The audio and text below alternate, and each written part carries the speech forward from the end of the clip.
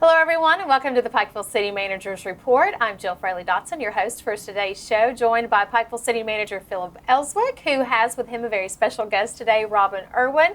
She is the Executive Director of the Appalachian Center for the Arts. Hello. Hi. Welcome. So it's been a bit since we've been together. We have a lot to discuss. We do. The majority of our show today is going to center around some wonderful things that Robin is going to join us to talk about. So we're in for an exciting next few minutes. So first, let's talk about some projects that we see going on around the city of Pikeville. We have numerous projects that are happening, and if you live here, you understand that there's always something happening. But let's talk about some additions that we have recently seen at Bob Amos Park, because that is one of our most attended sites, if you will, in the city limits because of the recreation, sporting events that happen there. So we now have new pickleball courts and basketball courts that everybody has been so anxiously waiting. We do. That was something that came out of our comprehensive plan, a desire for pickleball courts, and we now have 3 of those adjacent to the horse ring at Bob Amos on the same level as the YMCA, so across the road from the YMCA. And also part of that comprehensive plan was a desire for more basketball courts, more outdoor basketball courts. And of course, we have one at Hamley Athletic Complex, but we have added this second one at Bob Amos adjacent to the pickleball courts, and I understand it's being used heavily. It is. Every time I'm up through there, you see a lot of people of all ages taking advantage of basketball or pickleball, so it's something that was asked for, and obviously we now have taken care of that. Also, the tennis courts, which are heavily used, needed some revamping. They did. Our tennis courts had a little age on them, and it was time for them to be resurfaced and redone. And that work is being completed. It's actually being completed today. So it was a large project, and it took some time. And of course, with any project, there were a few issues that came up, but we worked through them, and the courts will be open. And they look really, really nice, they do. too. They do. One of the things that we love about fall in the mountains and being where we are geographically is the color that we have that are beginning to pop up here and there around the mountains. The Break Center State Park is a big component of what we do for tourism here in Eastern Kentucky, and certainly we invite people to come stay in the city, travel to the Breaks, which is just a very short drive from there. So the city is looking to partner with the Breaks a little bit, and we're doing a feasibility study at the moment. We are. We were awarded a grant to do a feasibility study to look at development of a health and wellness, eco-adventure tourism type opportunities with the Breaks, and then businesses to support that. So the way we have that in our mind that it would work, and we're certainly checking the feasibility of that, is that Pikeville would serve kind of as the hub for the tourism efforts, and then the Breaks would obviously be a component of that, a large component, and there's an attempt to turn that into more of a national attraction rather than just an interstate park. The Breaks is really an unknown gem to a lot of people, and this is intended to increase its exposure and bring more people, both here and to the park. Absolutely. Speaking of staying places, we are also conducting a hotel feasibility study. We are.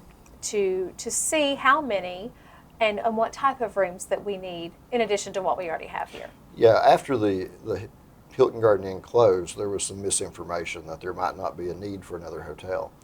So the commission decided to conduct a feasibility study to determine whether that need is really there.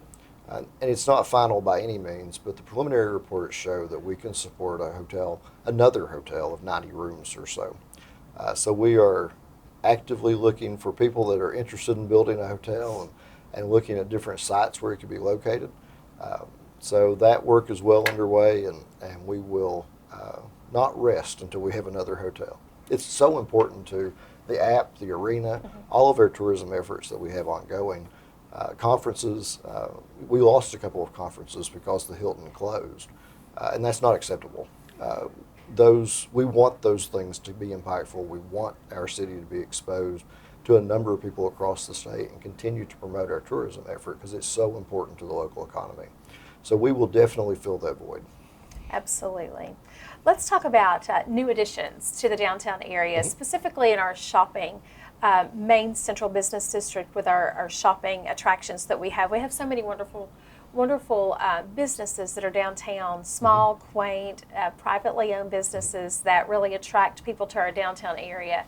Specifically along 2nd Street right now, we have seen 3 new businesses in the last, let's say, month open their doors. You, Me, and Pottery is a new pottery studio that's located on 2nd Street, directly across from the app. So those two really go hand in hand. App Cycled recently opened on the corner of Caroline and 2nd Street, which is a reclaimed clothing store. She takes gently loved items and restores them into great new pieces of works of art. So we're excited to have them. And one of our newest ventures with the city is the Shops at 225, which has now been placed inside of the former Anderson's department store building, which for years had been unoccupied by a business once Anderson's closed its doors, but now known as the Shops at 225, which serves as a business incubator for a lot of small businesses. Absolutely. It has space for businesses that are maybe not quite ready to be on their own. I think currently there's 6 businesses that are there with spaces. There's other businesses that have leased a shelf or a table. Like you said, it's a great addition to the downtown area. It is, and I think what is such a great addition and such a great place to visit is that when you walk in and you see the owners of the building there, Harriet Blanton and her family, who are the owners of the building, when you see and hear them talk about what it was, years ago when her father and their family had Anderson's department store, and I can remember as a child walking past there and seeing that and what it is now. It's just a testament to how older properties can be refurbished and revamped into wonderful new places, still keeping their heritage and their history intact. Absolutely. So we invite everybody to stop by there. And one of the spaces within the Shops at 225, which is going to lead me into talking to Robin now, is a creative space that we're hoping to have artisans, crafters, people who want to retail what they do, their paintings and such. But it's all located within our Creative Arts District at City Square, and that's what Robin's going to talk to us about today. Obviously, anchored by the Appalachian Center for the Arts, and we all know that the App is a great place for plays, musicals, festive type things, art gallery. I know Main Street does their Dead Ball there, which is a large dance event. This weekend. And it's, so it is such a versatile space. Yes. But it's also versatile to our area and also within that Creative Arts District. So talk to us a little bit about the Creative Arts District and what we're hoping to create there. Well, ideally, art for too long has been seen as elite. And I really want to instill the belief that art is for everyone. And it's not hoity-toity. It's for everyone. And art takes all kinds of forms. The pandemic obviously has savaged many arts organizations. And the arts and entertainment sector in general has been very challenged. I just talked to, I did an interview just this morning about it.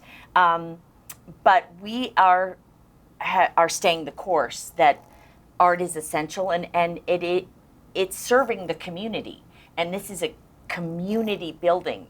I really take that very seriously. That there is a public trust. And I think having as much variety of programming in the building is what is part of our success. We had James Gregory. Now, we were not in the Appalachian Center for the Arts, as it turned out.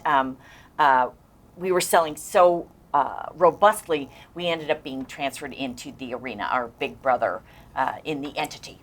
And we had a great success with that.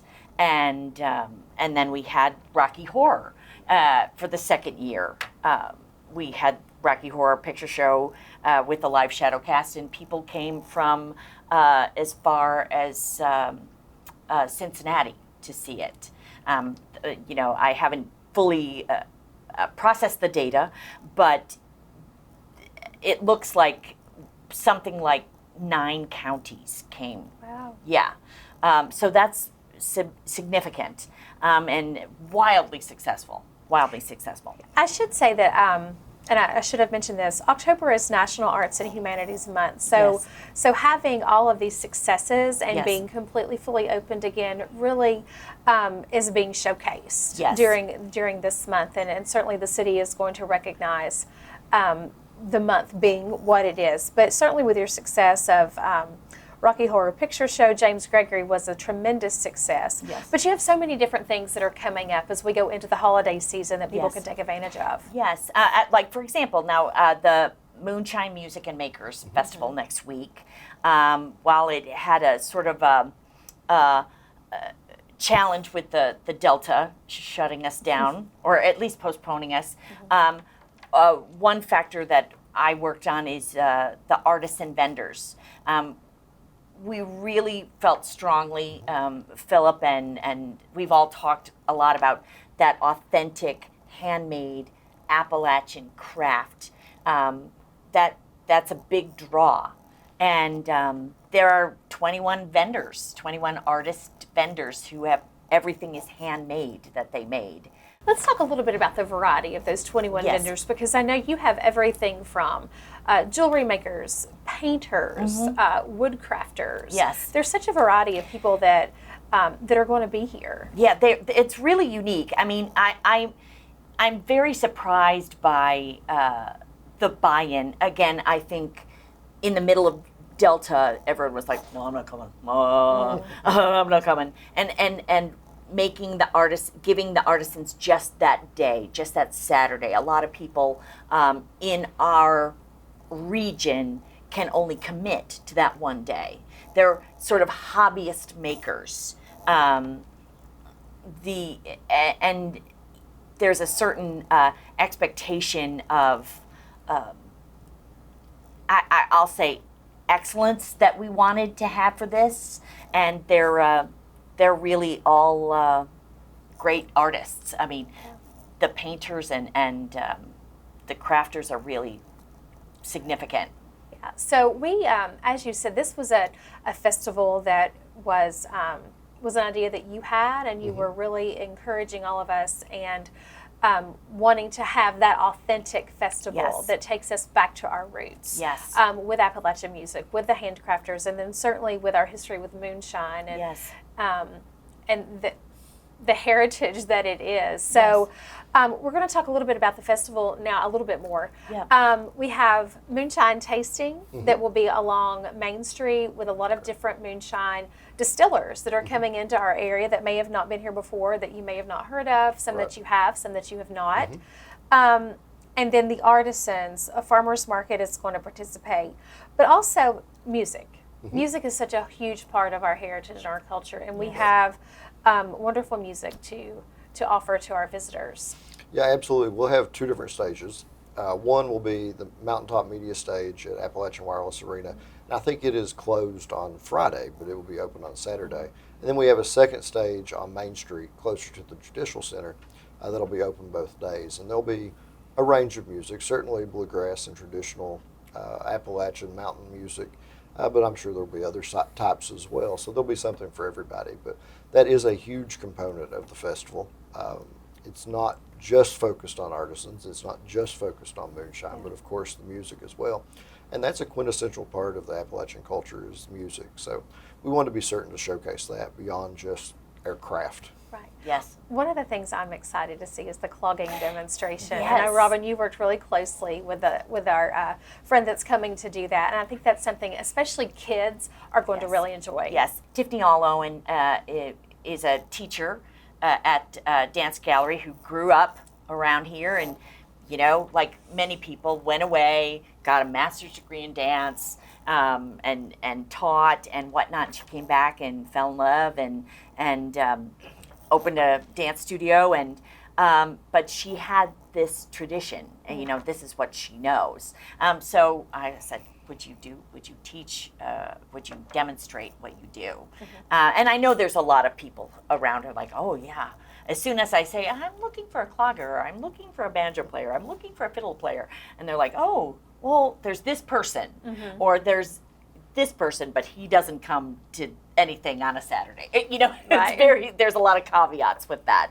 But we were excited that Tiffany is doing that. I think it's going to be really fun. Like I Yeah. said, especially for the kids who may have never seen that form of dance before. Yes. Or, you know, I grew up seeing square dancers and cloggers and things Yes. of that nature, but so many of our kids now just are not exposed. Well, exactly. And I just had a talk yesterday about about starting a square dancing troupe again.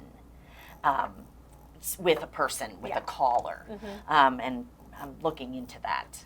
It's something that I don't want to say it's a lost art, but in a way it kind of is, Oh, yeah. because a lot of our children have never been exposed Never. to anything like that. And what a wonderful opportunity we have with this festival Yes. to introduce, Yes. if you will, so many people to those forms of dance.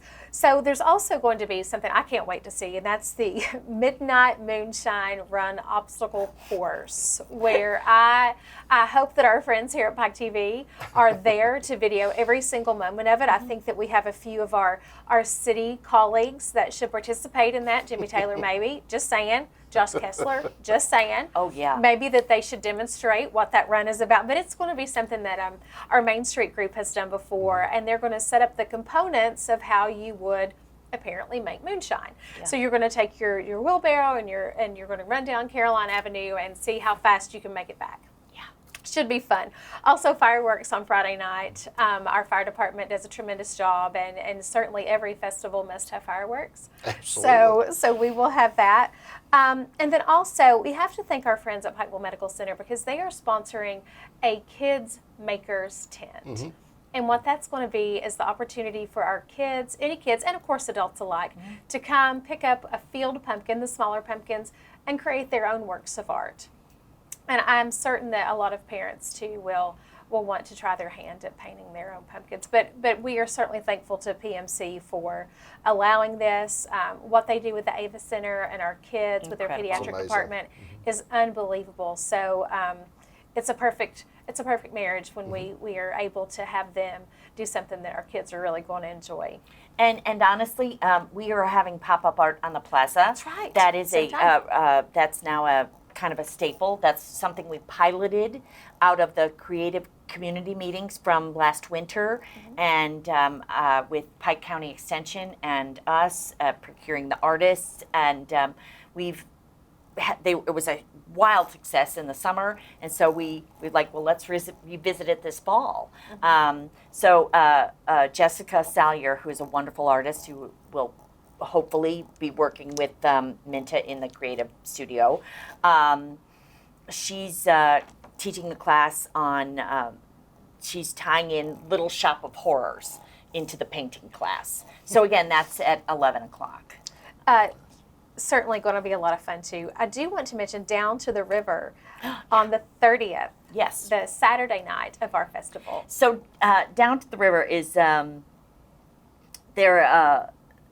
Tony Mullins is the curator of this fantastic band, and they play the entirety of Pink Floyd's Dark Side of the Moon, of the album. So they're in the Appalachian Center for the Arts that night, so at 8 o'clock, and they'll be playing the whole album of The Dark Side of the Moon. And it's really Now, cool. is that a ticketed event? Do you have to get It is a tickets? ticketed Okay. event. It's going to be. It's not the seats are retracted. You know, one advantage to our space, of course, is that the seats can retract. So there'll be table seating, standing around. You know, it's more like a bar club kind of feel. Anything Tony's involved with is always a lot of fun too. And they're Hysterical. tremendous. They Yes, really are. They're amazing. Amazing what they do. So many things are coming up. We have Rocky Horror Picture Show just happened. Christmas Stories coming up. Silent Night, Deadly Night. Oh, yes. That's Murder and Merriment is the company. They did the Bell. Oh gosh, I can't remember. at the time. Bells and Bell's Bourbon. Bourbon Yeah. and Belladonna. That's right. Yeah, and we did that in the summer, and they're coming back. And it was wildly successful. in the Wildly summer. successful. There was 250 plus people there. Yeah, it was packed. We were they were up at the Overlook. And that's where this will be again. Correct. December the 3rd. It was tremendously successful and something that we knew we needed to do again. So going to be very exciting. Yes. Absolutely. And tickets will be available for that. It's on. Are they all on sale now? We're on a pre-sale this week. Okay. Everyone who came before, there's a little sale for you. And www.theapparts.org/Silent Night, Deadly Night, and go get your tickets. Going to be a lot of fun. Yeah, that's December 3rd. So I'm going to jump back to the arena for just a moment. Yeah. On the Friday night of our festival, we are going to have the Step Into the Light tour with Newsboys, who've been here before, and they have a tremendous following, so we're really excited for them to be here. And then they have a whole host of other people that are lined up throughout the next couple of months. Packed. Absolutely. November and December will be very busy at the arena with Riley Green and Rodney Carrington, Uncaged, which is part of the Tiger King story. King. And then Jason Isabel in the 400 unit in December. And Jason Isabel is becoming tremendously popular, and undoubtedly will have a tremendous show. I have friends that are coming all the way from Rockcastle County. There's people from Paducah that have inquired about it. So not just in Kentucky, but I mean, Paducah's a pretty long way to travel for a concert if you're coming to Pikeville. Right. So really looking forward to those events. And then you have Trey and Taylor coming back. Yes, on November 19th and 20th, and they are a tremendous draw as well. I mean, people from Ohio have already called and booked their tickets. Did that sell out when they were here before? It did. It So did. get your tickets early. Yes, get your tickets now. I do want to say theapparts.org is the place to go for all of this information. Everything, yes. And just AppalachianWirelessArena.com also has a full listing of everything. And they have monster trucks also coming in December, which leads me to the Christmas season. We'll have Shop Small Saturday, will be the 27th of November, and that's going to be a really busy day. It really will. That's also the date that our Winterfest opens in the park with ice skating and hot chocolate and things like that. So that'll be a busy day. And then, of course, Winterfest will go through the entire month of December, and I think we're actually going to close on January the 1st this year. And we'll be open late on New Year's Eve, maybe midnight or so, and then we'll wrap it up the next day. When I look at our calendars, the three of us look at our calendars for city work all the time with the arena and the center and what we do. We were just talking before we began to record the show today is that, we planned so much in 2020 because we had time to focus on things that might have not gotten the full attention that it needed to before, and to come up with great ideas. And we're all seeing those ideas come to fruition in 2021. And here we are in October. It's over. Well, this festival, Moonshine Music and Makers, was born during that time. Yes. I mean, that's when that idea originated, and it'll be nice to see it finally come to fruition. It will be, and we're hoping for great weather. And at the end of that festival is Halloween, October 31st, and Nightmare on Main will happen, and that is one of the biggest events that we have all year. It absolutely is, and it will be outdoors again like it was last year.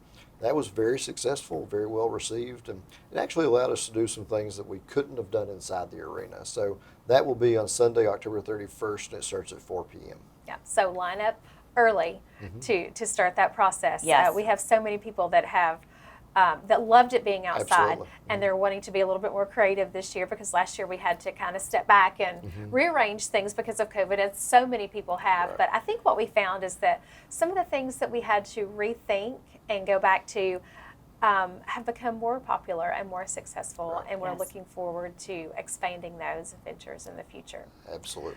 We are, so Robin, thank you for being here. I know, like I said, theapparts.org, everything that you do is there.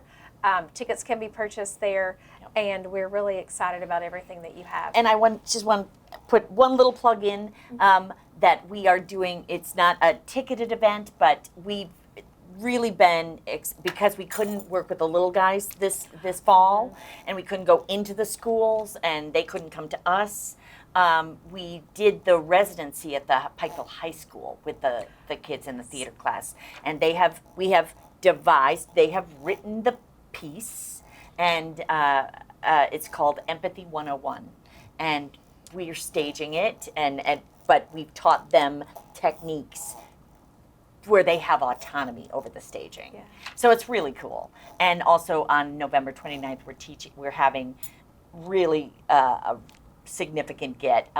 The Elphaba and the Madame Morrible from the national tour of Wicked.